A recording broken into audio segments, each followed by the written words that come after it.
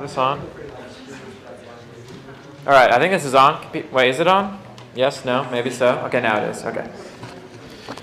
All right, well, yeah, thanks for coming back. It's after dinner, so if you guys fall asleep, I won't judge anyone. I understand. If I wasn't teaching, I might be sleeping, so it's totally okay. But we are back, and we are going to finish for the night, and we're going to continue going through Daniel 7.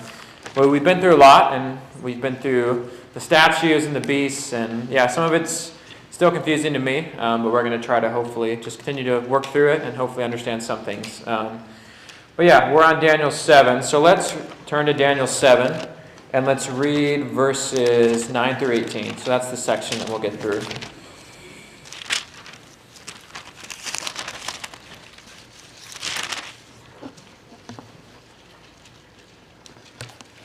And I'll just start on verse 7.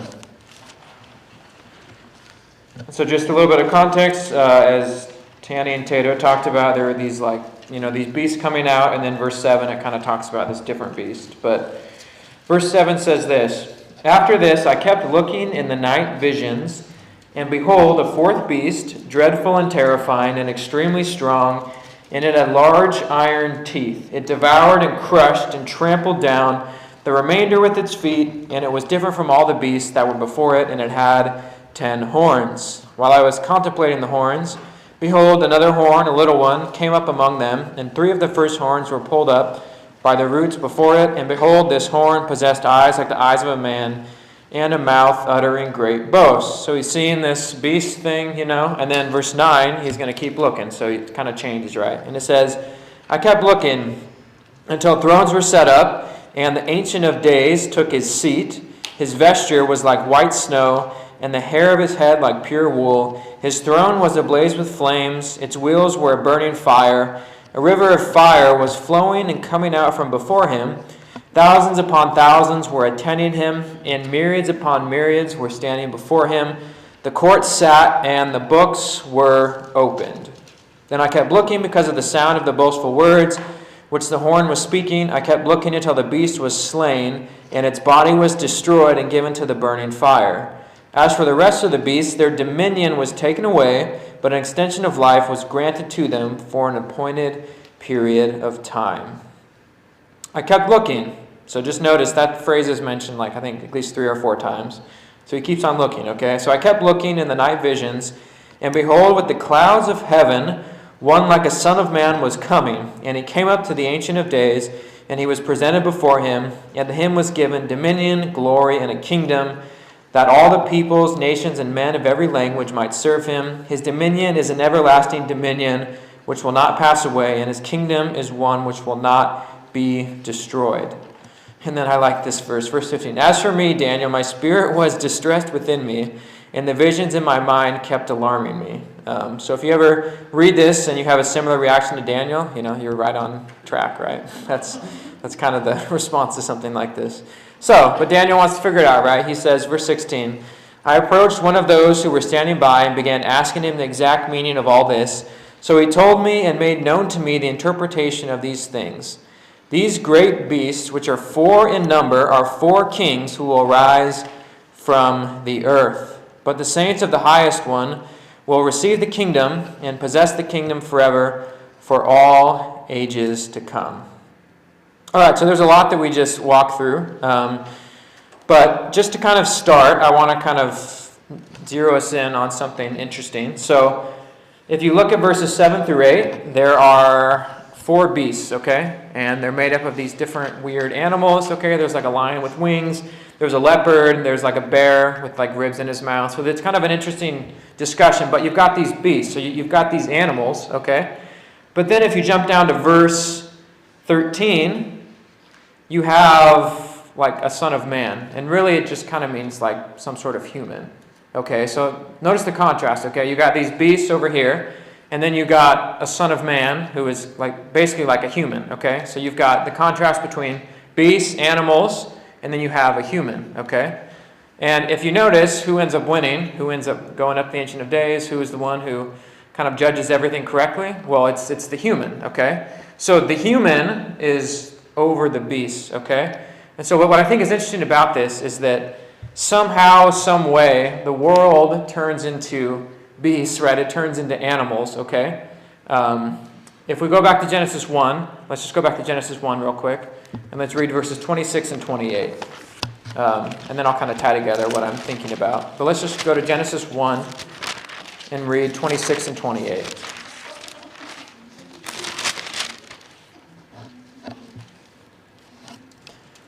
All right, so this is the whole creation narrative. So verse 26 says this, Then God said, notice this, Let us make man in our image, according to our likeness, and let them rule over the fish of the sea, and over the birds of the sky, and over the cattle, and over all the earth, and over every creeping thing that creeps on the earth. And so the point of a human, the first human, was made in the image of God. And what does that mean? That means that when you look at a human, you're supposed to see a reflection of who God is, right? That's kind of the whole point of the Genesis narrative, okay? You're supposed to see a reflection of who God is when you look at people, okay? Now, is that always the case, that when you look at someone, are you going to see the reflection of God? No. Sometimes you're going to see a reflection of animals or beasts. But notice in verse 26, you're supposed to, as a human, you're supposed to rule over the beasts and the fish and whatever, the cattle and all the creeping things, okay? Not become them, but somehow through history, we all kind of end up becoming the beasts. And if you look at the Daniel 7, Babylon becomes the beast, okay? Greece, whatever, Rome, Persia, all these things become the beast, okay? So what's happening is that humans who are supposed to be reflecting the image of God, who are supposed to be looking like God, who are supposed to be showing the world who God is like, they have completely failed in that, and now they are showing the world what an animal is like, okay? So it's kind of an interesting kind of play, this contrast that's going on there. So that's kind of what is going on with these passages. But notice, verse 27, God created man in his own image. In the image of God, he created them. Male and female, he created them. And then once again, verse 28, God blessed them, and God said to them, Be fruitful, multiply, and fill the earth, and subdue it, and rule over the fish of the sea, and over the birds of the sky, and over every living thing that moves on the earth. So once again, as humans, we're supposed to rule over animals, not become weird, twisted animals, okay? But what ends up happening is that a lot of times we do become the animal that we're not supposed to become. And so it's kind of interesting to think about the contrast that is going on here. Okay, so now let's go through some of the points. So point E, Daniel 7, 9 through 14, a great king arises. Okay, so point 1, Daniel 7, 9. I kept looking until thrones were set up and the Ancient of Days, okay? Imagine if your name was that. Ancient of Days, that's a pretty good name, okay? But notice he took his seat. His vesture was like white snow, and the hair of his head like pure wool. His throne was ablaze with flames. Its wheels were burning fire. Then Daniel's vision shifted to a dramatic change of perspective. Okay, so he's looking at this beast, the scary, terrifying beast, but then he keeps looking, and then he sees this like throne, and he sees this guy named the Ancient of Days. Okay, so pretty much we're getting a view into the throne room of God. Okay, and so I think something that's kind of cool about this is that he's seeing all these awful things, but in the midst of all the awful things, and in the midst of the little horn, in the midst of the beast, there's God on the throne. Okay, and so when you see awful things, just realize that God is in there. Like, it's not like he's creating those things, but he's not absent, right? He's still on the throne. He's still judging, right? He's still a part of what's going on. So it's kind of cool that you get to see the interplay going on. But yeah, he's the Ancient of Days, which, point A, Daniel saw God's throne room from which all decisions concerning human history flow. This resembles the scene found in Revelation 4 through 5. So if you think about it, as humans, what do? We set up courts, and we try to judge one another, okay? But that's a reflection of the fact that there's an ultimate throne room, okay? That there is a greater throne room. Like, we all try to find justice. We have the Supreme Court. Like, that's the highest throne room. But there's even a greater throne room above that, which is God's throne room. And he's going to make all the judgments and all the decisions eventually. Point B. The Ancient of Days is God the Father, the Eternal One, who has knowledge of every event in human history and is uniquely qualified to decree perfect justice. So the problem with us, we don't know everything, and so we can't always figure out what good justice is. Sometimes you have to guess, like you don't totally know everything, but God, if he's the very definition of who God is, he knows everything, he can see everything, he can interpret dreams, he can see people's dreams. So he has all the information required to make the decisions, okay? So it's a good thing that he is the judge, not us, because we would be terrible judges. And we are, we tend to screw things up a lot.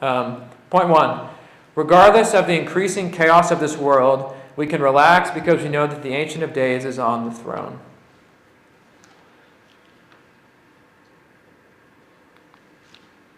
Point 2, we know that history will culminate with the righteous judge of the universe administering perfect justice.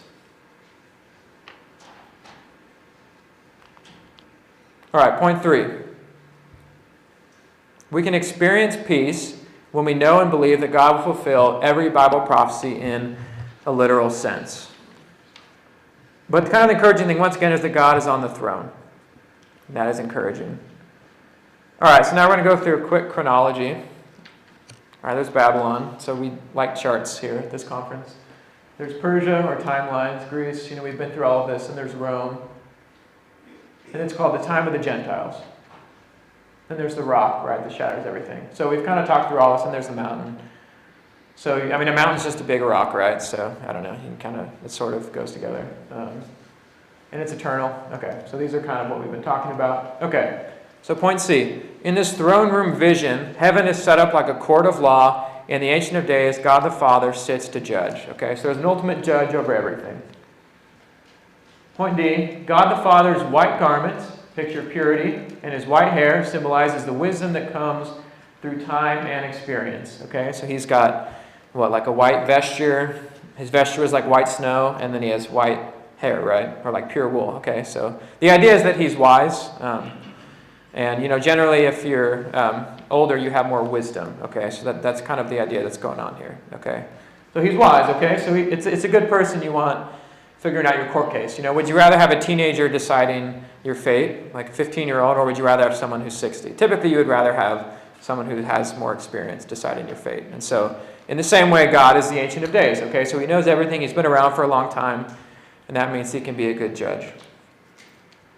Point E. Okay, so you got all this fire going on too. Okay, so imagine, I don't know, if you could picture yourself, just read through it a few times and try to picture yourself in the moment. So it would probably be pretty cool to witness. Fire symbolizes righteous judgment. God is presented here as poised to pour forth righteous fury at the appropriate time. God will be at work during the tribulation, dispatching judgments on earth by means of his holy angels. Okay? So once again, in the midst of pain, chaos, and suffering, he's there, okay? And he's judging, and he's going to bring it all to judgment and justice eventually.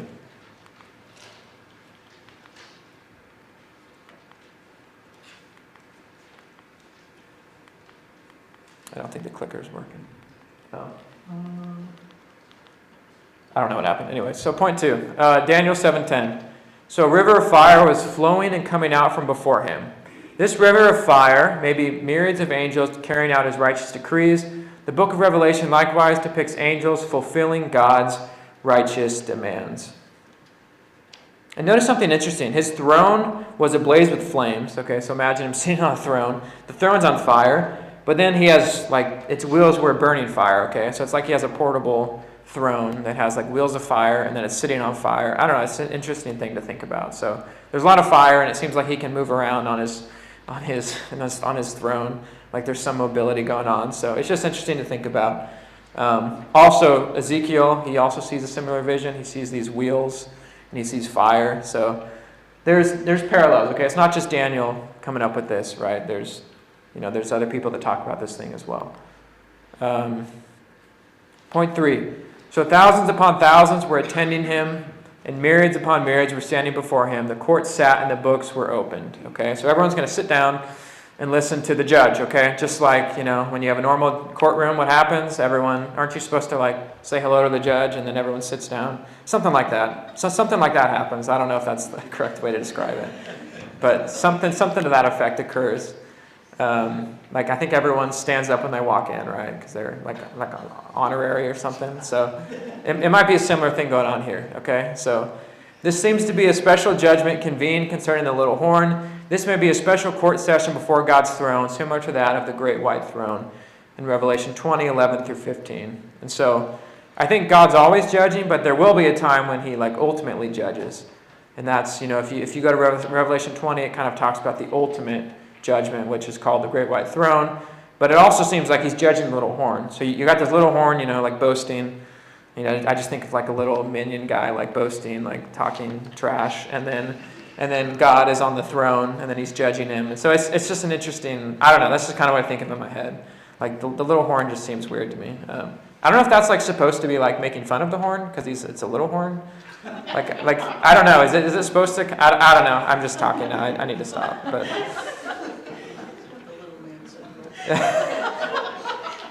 yeah. Point A.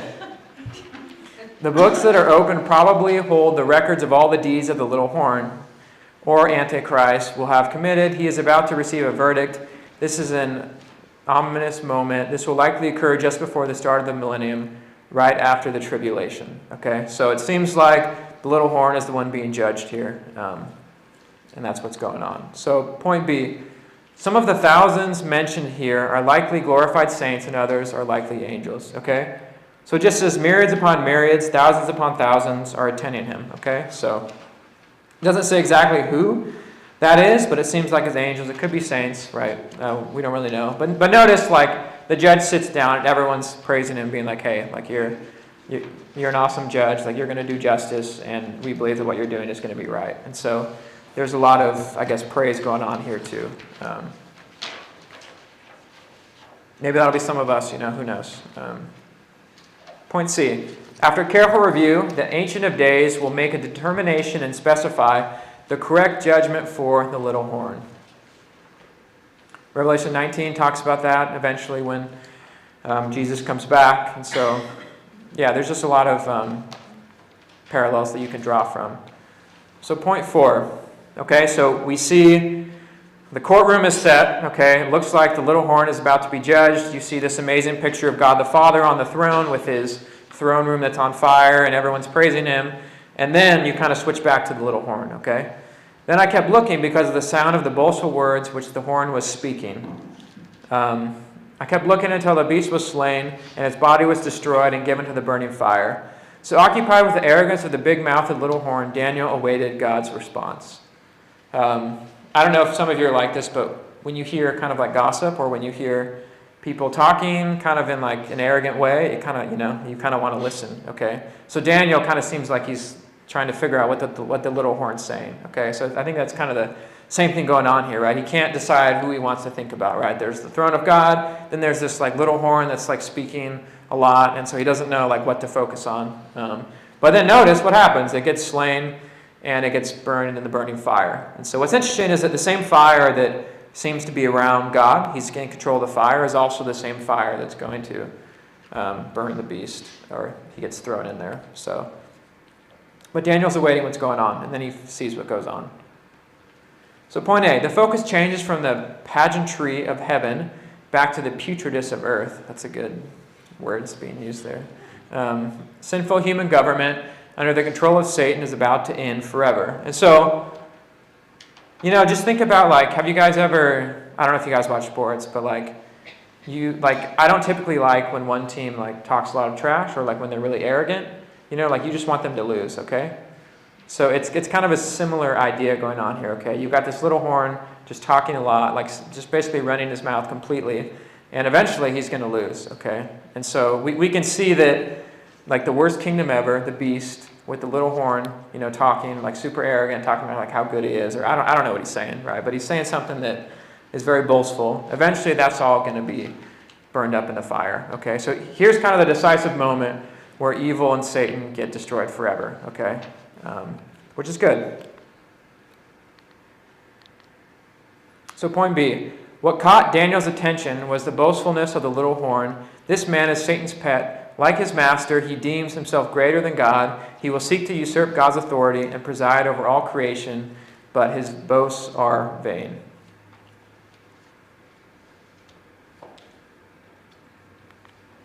All right, point C. In the middle of all his boasting, right, so he's boasting, then he kind of ends up getting thrown into the fire. So It's like literally as he's talking. With blasphemy still following the Antichrist, will be struck down. The little horn, who is the Antichrist, will be judged and cast into the lake of fire, which the Bible calls the second death. So one thing you can kind of compare this to, it talks about him being burned in the burning fire. Well, you can compare that to Revelation 19. So let's just go there real quick. Revelation 19, 20 through 21.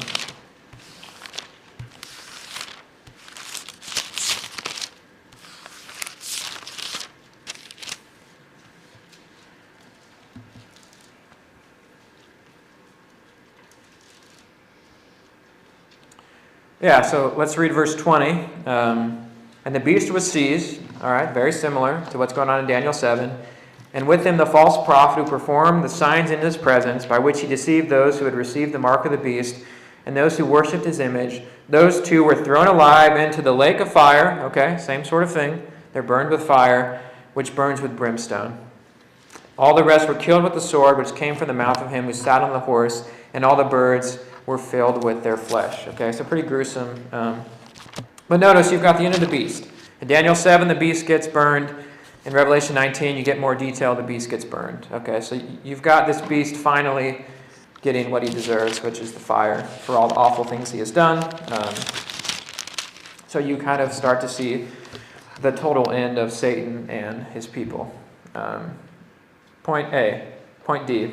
The destruction of the Antichrist, who will be the last ruler from the fourth and final kingdom of sinful man, happens at the precise moment the feet of iron and clay of Nebuchadnezzar's statues are struck by the stone cut without hands. So yeah, you can also tie this into Daniel 2. Okay, you can kind of see the parallels. But yeah, like it's difficult to understand prophecy because you can't really just read one passage, especially when it comes to like I guess like with the beasts and the kingdoms. You kind of have to like piece everything together, and then you're still kind of confused. But you can kind of sort of like create a path. So compare Daniel 7, Daniel 2, Daniel 9, Revelation, and other passages, and then you can kind of start to try to piece things together. But point E. So we see that the events of Daniel 7, 9 through 11 describe a special heavenly courtroom session convened for the judgment of the Antichrist and probably the false prophet too. So that's what's going on, okay? And then the false prophet and the beast end up getting judged. So point 5. Okay, so now the one terrifying beast and the little horn is judged, but there still seems to be some stuff going on. So this is kind of interesting. So it says, verse 12, as for the rest of the beasts, their dominion was taken away, but an extension of life was granted to them for an appointed period of time. So this statement is parenthetical. Though already abolished, vestiges of all three previous kingdoms, Babylon, Persia, and Greece, remain merged in the fourth beast until the day of vengeance. So it's kind of confusing exactly how this plays in. I think what they're saying here with the parenthetical statement is that it's kind of like little, I guess, like break in the narrative, and it's kind of going back a little bit, I think. I don't know exactly how to interpret this. It's a little bit confusing for me. But one thing I did like is that there's an appointed time. Okay? So all these kingdoms, all these beasts, they have an appointed time. So there's a time when they're going to come to the end. So it's, in other words, there's a clock. Okay, God has a clock. He winds it up, and eventually it's going to all pass through. So God has a plan for these things. All right, so Daniel 7:13. All right, so now we switch back to another really just pretty awesome scene. Okay, so let's just read 13 and 14. So it says, I kept looking in the night visions, and behold, with the clouds of heaven, one like a son of man was coming, and he came up to the Ancient of Days and was presented before him. And to him was given dominion, glory, and a kingdom, that all the peoples, nations, and men of every language might serve him. His dominion is an everlasting dominion, which will not pass away, and his kingdom is one which will not be destroyed. So just something brief.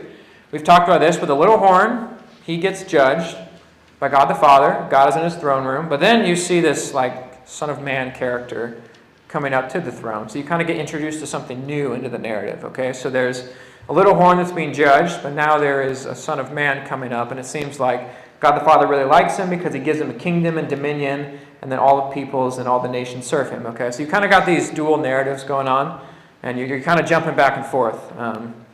So we'll kind of talk about some of this, but It says, Daniel's vision shifted back to heaven to the grand finale of all history, the coming of Christ to receive his kingdom. Yeah, and this is a great scene, okay? And we can kind of read this over and over again, and the more you read it, the more it sinks in, and it's just a really great scene. Okay, I think one quick thing that might have got deleted. All right, let's go to, because I want to tie this into Jesus. So let's go to Matthew 24:31.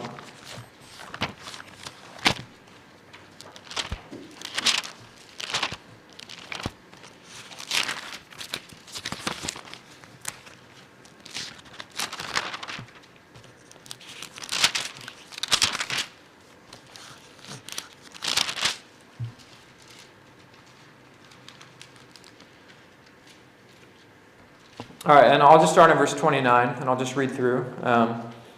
But Jesus is talking about when he's going to return. And he says, But immediately after the tribulation of those days, the sun will be darkened, and the moon will not give its light, and the stars will fall from the sky, and the powers of the heavens will be shaken. Okay, so you've got nature kind of falling apart, okay? And then the sign of the Son of Man will appear in the sky, and then all the tribes of the earth will mourn, and they will see the Son of Man coming on the clouds of the sky, okay? What does that sound like? It sounds like Daniel 7, okay? So when Jesus is talking about his return, he's linking it to Daniel 7, okay? So has Jesus read Daniel 7? We can say yes, right? Jesus has read Daniel 7, okay? He thinks that he is the one of Daniel 7, okay? And then verse 31, And he will send forth his angels with a great trumpet, and they will gather together his elect from the four winds, from one end of the sky to the other. And so when Jesus thinks about the Son of Man coming on the clouds of the sky, he thinks about, well, there's judgment because there's the tribulation, but he also thinks about rescuing, okay? He's going to gather his people, okay? So you've kind of got this judgment salvation going on. And then let's go to one more verse. I think it's Matthew 26, and I think it's 64. Yeah. Let's just start in verse 62. All right, so Jesus is under trial with Caiaphas. So he's in the courtroom, in a different courtroom. And it says, The high priest stood up and said to him, Do you not answer? What is it these men are testifying against you? So Jesus is being accused. But Jesus kept silent, and then the high priest said to him, I adjure you by the living God that you tell us whether you are the Christ, the Son of God. So the high priest wants to know, are you the Son of God? Are you the Messiah? Are you the Christ? Okay, he's trying to get Jesus to talk.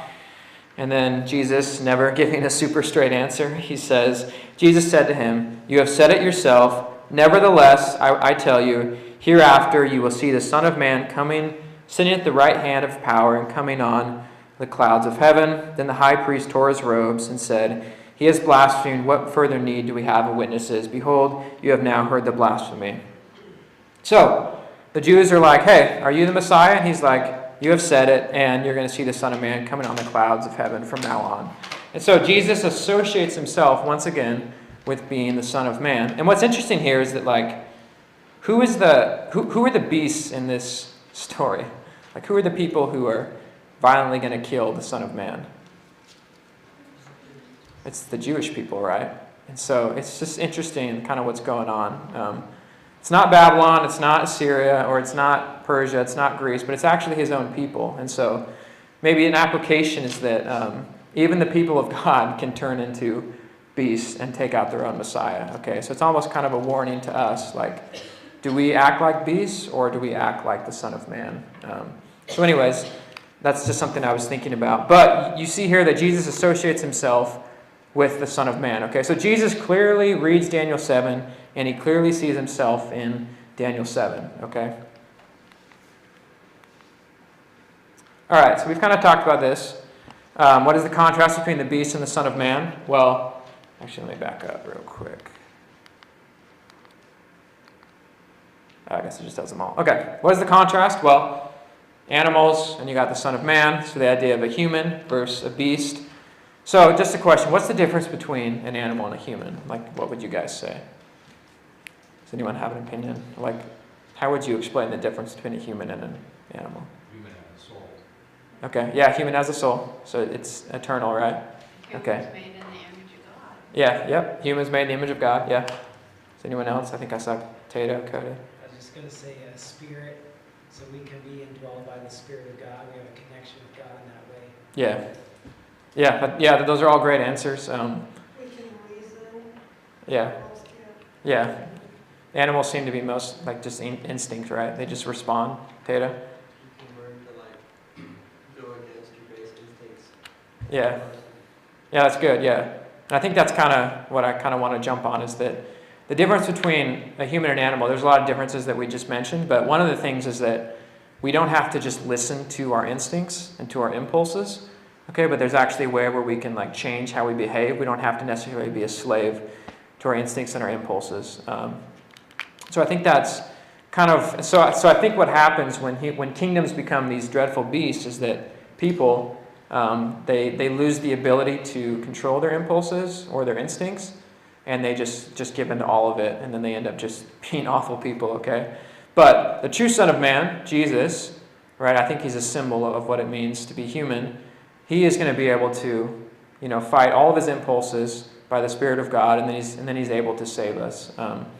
And so all of us, in some ways, we can't fight our impulses. We end up failing. We end up making mistakes. We end up just really screwing things up. And yet, the story of Christianity is that that's not the end of the story, right? There's one who is truly human, just like we are, and yet he was strong enough, he was able to not give in to his base instincts, but rather he was able to be perfect, and then he was able to sacrifice himself for us. And so it's just kind of cool when you think about that comparison.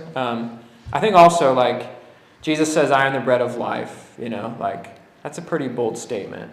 Or I am the everlasting water. I think I said that wrong, but I am the water of life. I don't know exactly. But notice he's making these bold statements where he's saying, hey, come to me and you can drink, or come to me and you can eat. Okay, so Jesus is pretty much saying things that we could never say. And then he's able to do that, to bear all of that, but then also to die for us and to sacrifice himself for us. So I guess my point is that Jesus fully fulfilled what it meant to be a true human, and he's our example for that. And we can never be what he did, and that's okay because he died for us. And now, through believing in him, we can now be a part of his family. And so I think he kind of shows us what it means to really be a true Son of Man. And so we need that filter as we go through. So that's kind of how I think it relates to the gospel. So point A, the Son of Man, Jesus Christ, will be king in the coming kingdom of heaven. All right, eventually he's going to be on the throne, and that's going to be a good time. Point B. This is the first use of the messianic title, Son of Man, in the book of Daniel. Many Jewish teachers and most students of the Bible recognize this prophetic utterance as referring to the promised Messiah. I mean, if you look at Daniel 7, it's not simply just a human, right? This human goes up, and he gets dominion in a kingdom, right? There's something just special about this human, right? It's messianic, right? There's something divine almost about what's going on. Point 1, Jesus often referred to himself as the Son of Man during his earthly ministry. Right? He didn't call himself the Son of God. He called himself, most of the time, the Son of Man. That's what he called himself. So he viewed himself as the one of Daniel 7. All right, point 2. Jesus Christ used the title Son of Man to openly declare himself the prophesied ruler of the eternal fifth kingdom. All right, so he is putting himself as the ruler of that new kingdom.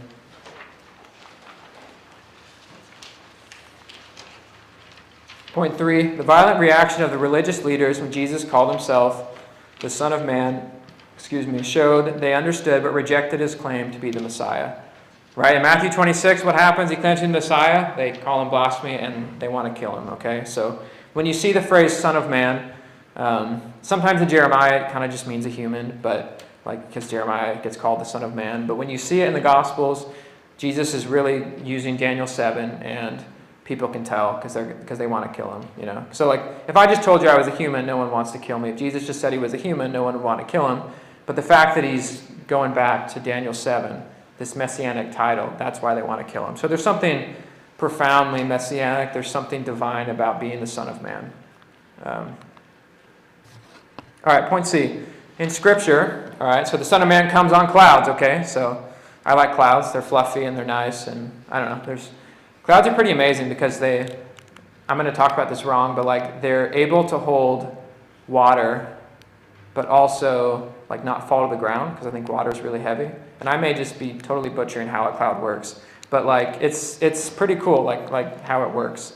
So I like clouds. But in Scripture, clouds are often associated with God's glory and presence. In Exodus, right, there's the cloud that follows them. In Luke 9, I think it's the transfiguration, right? What happens? The clouds come. Point 1. During Israel's wilderness wanderings, the cloud that went before the people was associated with God's presence. Okay, so in Deuteronomy, you see the cloud following the people of God. Point 2. The Shekinah glory that appeared as a cloud in the tabernacle exhibited the presence of God. Okay? So when you see the terminology of cloud, don't just think about a cloud, but associate it, hyperlink it to what the cloud was used for in the Old Testament, which is signifying God's presence, okay? So there's more, it's not just a cloud, there's something deeper that's going on with that terminology, right? Coming on the clouds of heaven, okay? It's not just a cloud, but it's a cloud of heaven. So there's something elevated that's going on. Point D. In Daniel's vision, the Son of Man approached the Ancient of Days. Here we have two persons of the Trinity shown as separate from one another, proof that they are the same yet separate. Some false teachers claim that Jesus was the Father in the Old Testament and the Son in the New Testament. This claim is proven false in this verse. So yeah, it definitely seems like there's someone coming up to the Father, okay? So you've got two distinct persons going on. Point 7. And to him was given dominion, glory, and a kingdom, that all the peoples, nations, and men of every language might serve him.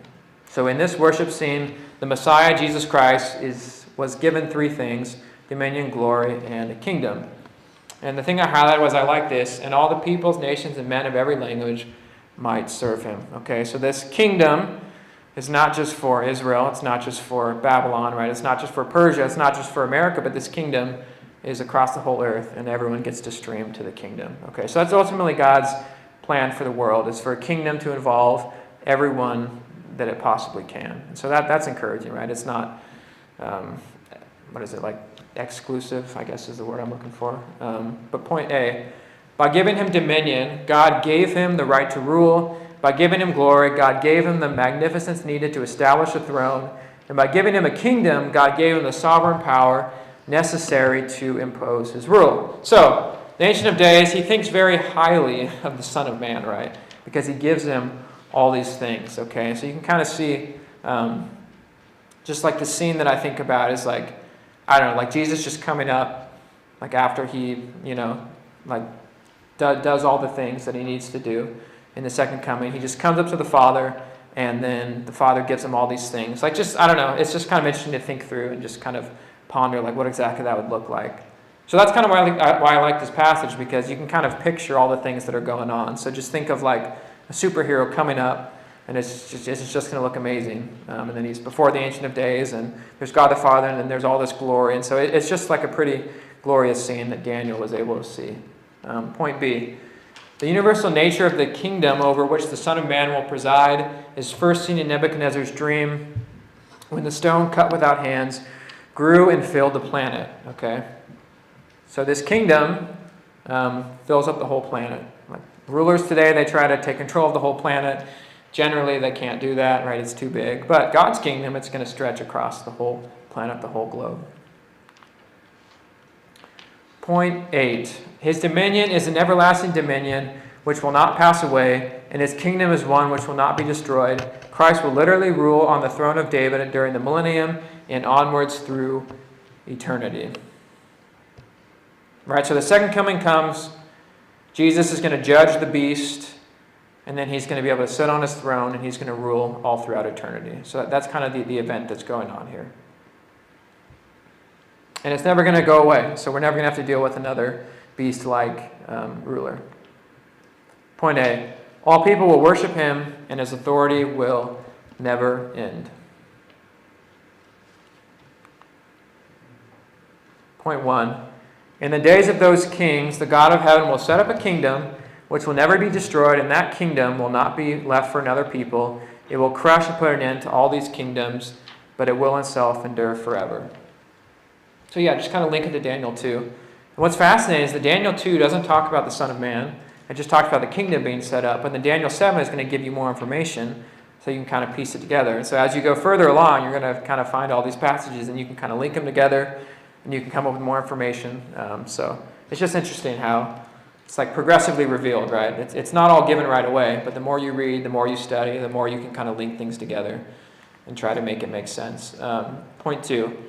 Inasmuch as you saw that a stone was cut out of the mountain without hands, and that it crushed the iron, the bronze, the clay, the silver, and the gold. I can't see from there. The great God has made known to the king what will take place in the future, so the dream is true, and his interpretation is trustworthy. So once again, Daniel 2, Daniel 7, they're very parallel. All right, point B. Christ will be installed as Lord and Judge over humanity and all creation. He alone is worthy. He achieved a sinless life. He atoned for all our sins by his death on Calvary. He purchased our redemption. He rose from the grave. Yeah, he did what we could not do. We all have failed. We all have sinned and fall short of the glory of God. And yet, Jesus and God, they're not going to give up on us, but they're going to come into the world. Jesus is going to come into the world. And he's going to do what we could not do, and then he's going to die, and then he's going to rise again, all for us. And so that's really the love of God that he gives to us. All right, let's go to Isaiah 2 real quick, because I like this passage, and I'll just read it. It's very parallel to Daniel 2.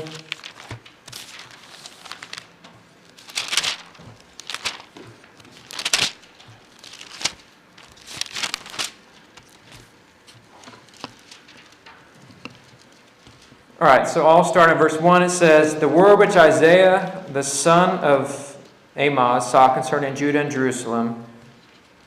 Now it will come about that in the last days, the mountain of the house of the Lord will be established as the chief of the mountains and will be raised above the hills, and all the nations will stream to it."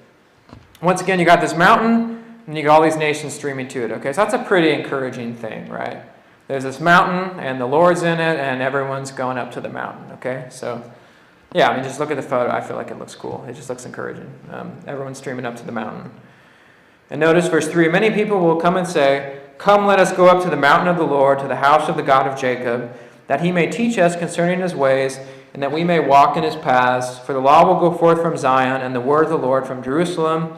And he will judge between the nations, and will render decisions for many peoples.' And notice this, 'And they will hammer their swords into plowshares, and their spears into pruning hooks. Nation will not lift up sword against nation, and never again will they learn war.'" So it's coming a time when war is going to cease. I think the UN actually has this verse like outside their door or whatever, I think actually. But the UN hasn't been able to do this, but God will be able to do this eventually. And then verse 5, "Come, house of Jacob, and let us walk in the light of the Lord." So I just like that scene. It's encouraging. Point F. So now let's kind of talk about the interpretation of this. We've talked about it, but let's kind of finish up for the night. So let's just read 15 through 18 again. All right, so verse 15 says this, "As for me, Daniel, my spirit was distressed within me, and the visions in my mind kept alarming me. I approached one of those who were standing by and began asking him the exact meaning of all of this. So he told me and made known to me the interpretation of these things. These great beasts, which are 4 in number, are 4 kings who will rise from the earth. But the saints of the highest one will receive the kingdom and possess the kingdom forever for all ages to come." So verse 17 and 18 will give us the simple explanation of what's going on in these verses. But point 1, "As for me, Daniel, my spirit was distressed within me, and the visions in my mind kept alarming me." It upset Daniel that he didn't understand the visions. In chapter 2, he had been given the interpretation, but this time he was totally mystified. You guys ever been like that? Where you're trying to understand something and it's just not working, you can't figure it out. One of my problems is I have a hard time if I can't figure something out. It just really bothers me. I don't know why, I feel like I have to know everything. So I can definitely relate to Daniel. It's not a good trait because obviously I can't know everything, but I always want to know everything, and then it just ends up being stress and spiraling. But notice here, Daniel's upset, right? He's distressed. Point 2, Daniel 7:16. I approached one of those who were standing by and began asking him the exact meaning of all of this. So yeah, if you're stressed and you can't figure it out, what do? Just ask someone else, So just maybe a little life tip. If you can't figure something out, sometimes it's good to just ask someone else, just to get someone else's input. But yeah, so notice, so he told me and made known to me the interpretation of these things. Daniel sought for help from an angel, okay? So he's seeking for help. So that's a good thing, to seek help. Point A. So even though Daniel was perplexed, he knew who to turn to. Although as believers there are many things we do not understand, we know that God, we know the God who understands all things. So yeah, like a lot of us in life, like there's things we don't understand. We have doubts about different things in the faith. We have doubts about Christianity. We have doubts about God. We question so many things. And like those are okay. But the point is, like, when you have those doubts and when you have those questions, do you bring those to God? And I think that's kind of the goal, is to, hey, it's okay to have those doubts, those questions, all those anxieties, whatever. But the goal is to then, bring them to God. Because as James 1:5 says, God gives wisdom to those who ask. And so if we have those things, it's helpful to bring them to God rather than, not to. Point B.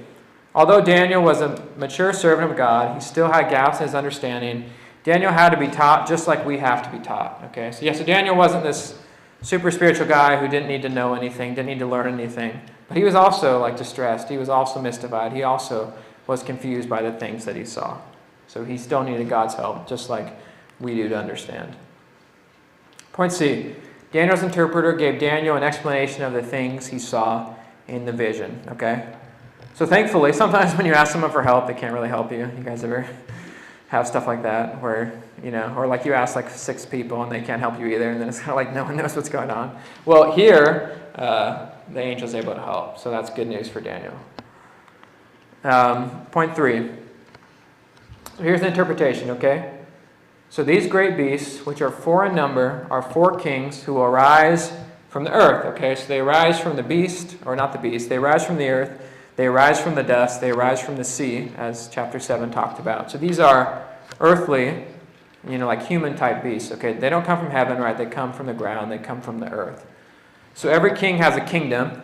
Each king shares similar characteristics with and is inseparable from the kingdom he represents. The 4 beast-like kingdoms the angel described were Babylon, present then, Persia, Greece, and Rome, all future then. Okay, so once again, it gives the interpretation. The beasts are 4 kingdoms and their kings, 4 kings, which are related to their kingdoms. All right, so we've been through these slides, so I'll just click through these.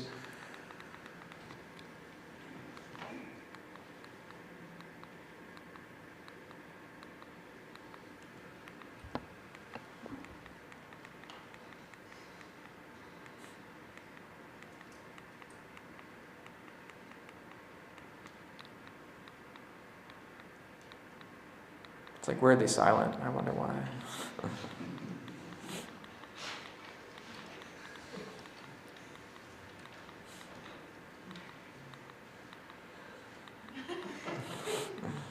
Didn't think it would take this long. All right. Okay. All right, we went too fast. Okay.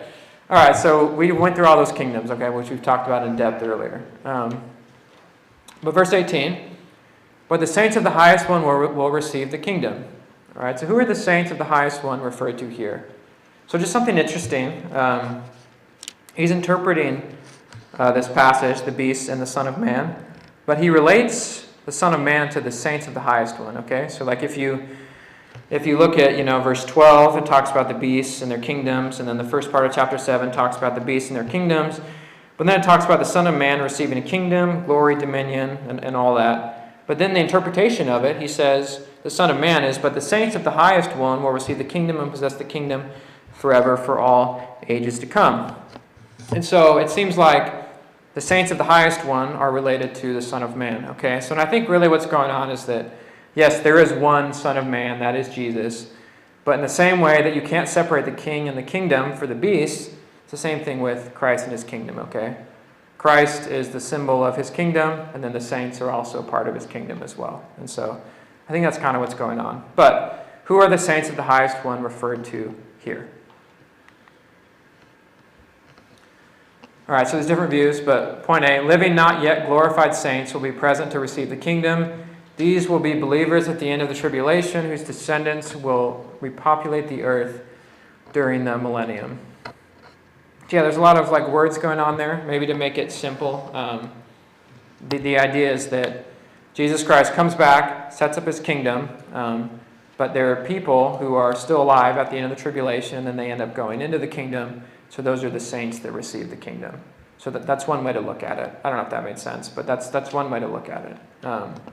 Point B.